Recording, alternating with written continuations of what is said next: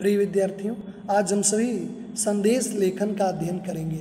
चूँकि इसी वर्ष से यानी 2020-21 के परीक्षा पैटर्न में इसको शामिल किया गया है, आपके सिलेबस में भी यही शामिल किया गया है, तो बिल्कुल आप इसको बड़े ध्यान से हम सभी को अध्ययन करना पड़ेगा, क्योंकि इसके पहले विज्ञापन लेखन ही पूछता था, लेकिन इस वर्ष 2020 और 21 के पाठ्यक्रम में संदेश लेखन को स्थान मिला है। तो आज हम सभी यहाँ पे विवेचना करेंगे कि संदेश लेखन किसे कहते हैं, इसे लिखने के लिए क्या सावधानियाँ बरतनी होगी और इसका प्रारूप कैसा होता है। यानी एक विभिन्न उदाहरणों के माध्यम से हम सभी संदेश लेखन को समझने का प्रयास करेंगे। तो चलिए हम सभी देखते हैं संदेश लेखन क्या होता है। संदेश क्या होता है? संदेश शब्द की उत्पत्ति संस्कृत से मानी जाती है, जिसका अर्थ है खबर या समाचार प्राप्त करना।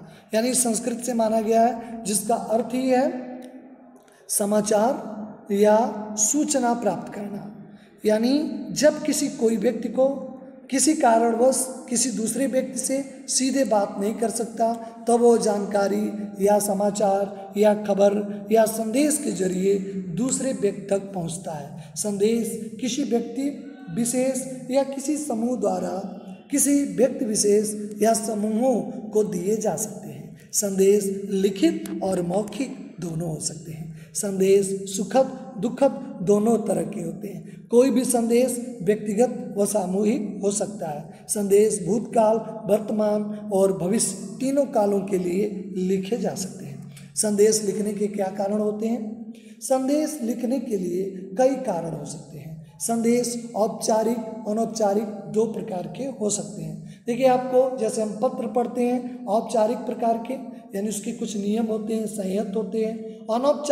अनौपचारिक यानी सगे संबंधी, मित्र, इष्ट मित्र, पिता जो भी है यानी माता पिता जो भी सगे संबंधी रिश्तेदार मित्र होते हैं, उन्हें हम अनौपचारिक पत्र लिखते हैं। यहाँ भी संदेश यानी ऐसे लोगों को जो संदेश देंगे अनौपचारिक होगा, या जिसमें कार्यालयों के लिए जो संदेश दिया गया कार्यालयों की तरफ से, संस्थाओं की तरफ से, वो औपचारिक होगा।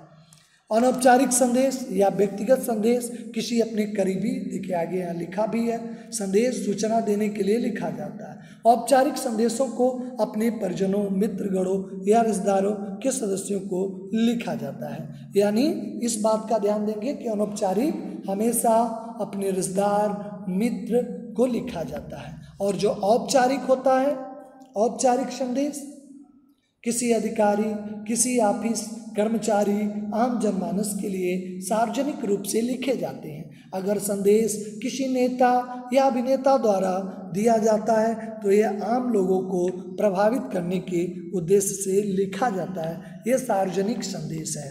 आजकल संदेश भेजने के लिए विभिन्न माध्यम, व्हाट्सएप, एसएमएस आप जानते होंगे, शॉर्ट मैसेज सर्विस, ईमेल आप जानते हैं, ईमेल का प्रयोग करते हैं। फेसबुक, ट्विटर आदि का अनेक सोशल मीडिया प्लेटफॉर्म हैं जिनके द्वारा संदेश को भेजे जाते हैं। संदेश लेखन के प्रकार, संदेश लेखन के ये निम्नलिखित प्रकार होते हैं, जिनमें आपका शुभकामना संदेश।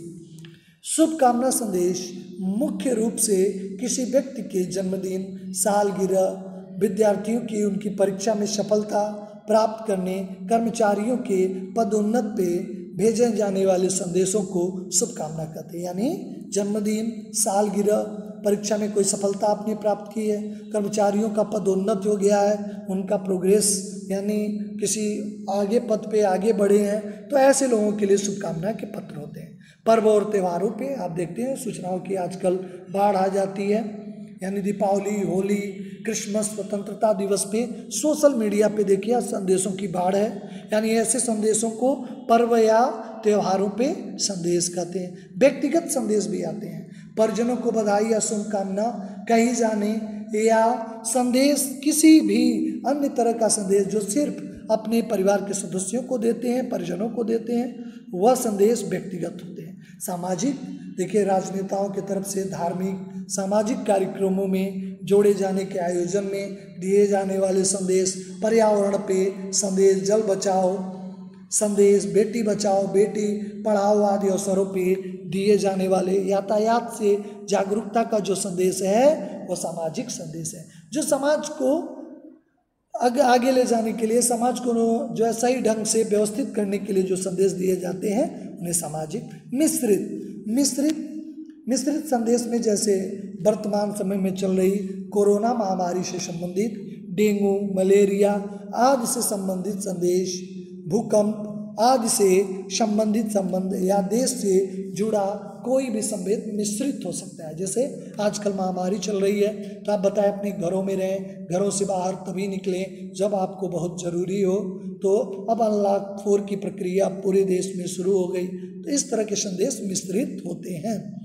संदेश लिखते वक्त कुछ बातों का ध्यान देना चाहिए, निम्नलिखित आइए देखें। सबसे पहले समय सीमा को या शब्द की सीमा को बॉक्स या गोले के अंदर लिखा जाना चाहिए। बिल्कुल बड़ी ध्यान देने योग्य बात, संदेश को किसी बॉक्स में लिखा जाना चाहिए। ये फॉर्मेट याद रखेंगे आप सभी। संदेश की शुरुआत में संदेश और जरूर शब्द लिखना है। शुरुआत में आपको संदेश शब्द, उसके बाद दिनांक और समय जरूर लिखें। फिर विषयों को कम लेकिन प्रभावशाली शब्दों का वर्णन जरूर करें। शब्द की जो सीमा है, आप निबंध की तरह नहीं, 30 से 40 शब्द के सीमा यहाँ पे होने चाहिए, 30 से 40 शब्द ही होने चाहिए। अगर चित्रों का उपयोग करना उचित लगे तो आपको करें। दीपावली का है तो पटाखों का, अगर अन्य होली का है तो पिचकारियों का, अगर शायरी, दोहे, श्लोक, कविता आदि का प्रयोग भी आप कर सकते हैं। कोई रचनात्मक और सृजनात्मक संदेश सरल हो, संक्षिप्त हो, रंगों का भी अलग अलग कलर के रंगों का भी आप परीक्षा में करेंगे तो निश्चित तौर पे आपको अच्छे अंक जरूर मिलेंगे। आप अट्रैक्टिव इसको बनाने के लिए लिखें। केवल इधर उधर की बातें न लिखकर टू द पॉइंट, केवल विषय वस्तु से संबंधित अति ध्यान देना जरूरी होता है।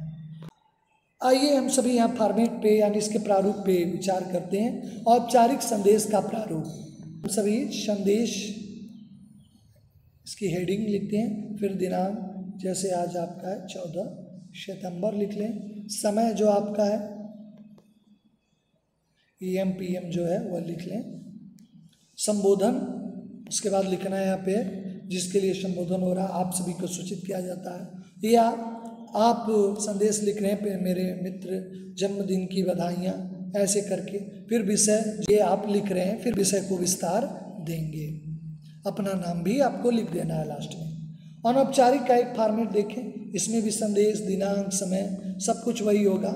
इसमें संबोधन न होकर सीधे आपका विषय जो आप लिख रहे हैं वही आपको लिखना, अपना नाम। संदेश लेखन के कुछ उदाहरण हैं जो आपके समक्ष यहाँ प्रस्तुत हैं, उन पे हम सभी यहाँ पे विचार करेंगे। उदाहरण 1, गणतंत्र दिवस के अवसर पे देशवासियों के लिए एक संदेश लिखें। तो देखिए इसका संदेश, देखिए सबसे पहले जिसका जो संदेश है वह संदेश लिखा गया है। स्वतंत्रता दिवस पे शुभकामना संदेश, दिनांक 15 अगस्त 2020, समय 6 बजे का है। समस्त देशवासियों को स्वतंत्रता दिवस की हार्दिक शुभकामनाएं। आइए स्वतंत्रता दिवस के शुभ अवसर पे हम मिलकर अपने देश को चौमुखी विकास के मार्ग पर अग्रसर करने का संकल्प लेते हैं। मुख्यमंत्री, यह संदेश किसकी तरफ से है? मुख्यमंत्री की तरफ से। फॉर्मेट में आप सभी देख लें, पहले आपका संदेश है, डेट है, समय है और लास्ट में नाम। सीमित शब्दों में है, 30 से 35 शब्दों में ही लिखेंगे आप सभी, बिल्कुल याद रखेंगे। पहला है, आइए हम सभी अब दूसरे प्रारूप की ओर बढ़ते हैं। जन्म दिवस की शुभकामना संदेश, जन्म दिवस की बिल्कुल हम सभी संदेश देते हैं। इसका एक फॉर्मेट देखते हैं। जन्म दिवस पे शुभकामना संदेश, तुम जियो हजारों साल, साल के दिन हो 50,000। देखिए स्लोगन भी लिख सकते हैं आप, या दोहे भी लिख सकते हैं जैसे इसका यहाँ प्रयोग किया गया। फिर आपका यहाँ पे दिनांक है, समय है। प्रिय बेटा अभिषेक, जन्मदिन की शुभकामनाएं। तुम दीर्घायु हो, स्वस्थ हो, जीवन में निरंतर उन्नति के मार्ग पे अग्रसर हो, यही मेरी ईश्वर से प्रार्थना है। कामिनी, यानी लिखने वाले का यहाँ पे नाम है। तो इस तरह आपने देखा ये जन्मदिन का शुभकामना संदेश था, यानी किस तरह यहाँ पे संदेश दिए गए हैं। आगे हम सभी देख रहे हैं दीपावली के शुभ अवसर पे आपको एक संदेश है दीपावली के। सबसे पहले दीपावली की शुभकामनाएं। दीपावली की रात आई है, खुशियों की सौगात लाई है, आज लगता है कुछ ऐसा जैसे सितारों की बारात आई है। दीपावली के पावन अवसर पे आप सभी क्षेत्रवासियों को हार्दिक शुभकामनाएं। इस दीपावली में माँ लक्ष्मी आपके घर में सुख, समृद्धि, धन, वैभव व शांति घर लेकर आए। कवि जोशी, विधायक बनकोट, यानी नेता के तरफ से अपने क्षेत्रवासियों को संदेश दिया जा रहा है। ये सामाजिक संदेश की श्रेणी में आएगा। आपने इस तरह का यहाँ पे उदाहरण देखा। अंतिम में माँ को एक संदेश अगर कोई लिख रहा है, कोई पुत्र लिख रहा है तो देखें। संदेश है, दिनांक 25 मार्च 2020 है, समय है। माँ, अग्रवाल आंटी का फोन आया था, आप घर में नहीं थी इसलिए मैंने उठाया था।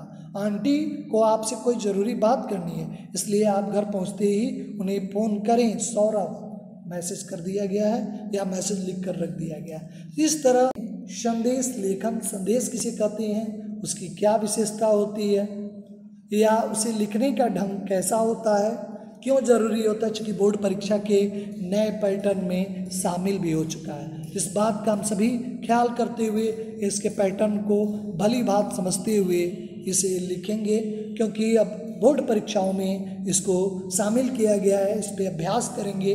तमाम आपके बुकों में, ग्रामर के बुकों में इसका अभ्यास भी दिया हुआ है, तो इसका आप सभी अभ्यास करेंगे। और आगे हम आप सभी से नेक्स्ट वीडियो में मुलाकात होगी। आप सभी का धन्यवाद।